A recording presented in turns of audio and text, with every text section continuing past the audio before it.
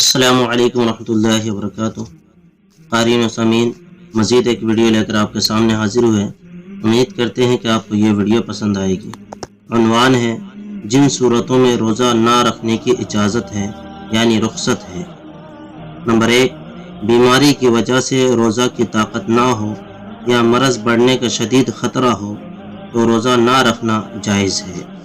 Number 2، جو عورت حمل سے ہو اور روزہ میں بچہ کو یا اپنی جان کو نقصان پہنچنے کا اندیشہ ہو تو روزہ نہ رکھے۔ نمبر 3، جو عورت اپنے یا کسی غیر کے بچہ کو دودھ پلاتی ہے، اگر روزہ سے بچہ کو دودھ نہیں ملتا، تکلیف پہنچتی ہے تو روزہ نہ رکھے۔ نمبر 4، مسافر شرعی جو کم از کم 48 میل یعنی 76 کلومیٹر کے سفر کی نیت پر گھر سے نکلا ہو، اس کے لیے اجازت ہے کہ روزہ نہ رکھے۔ اگر کچھ تکلیف و دقت نہ ہو تو افضل یہ ہے کہ سفر ہی میں روزہ رکھ لے۔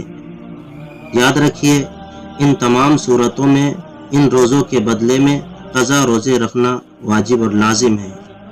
جزاک اللہ۔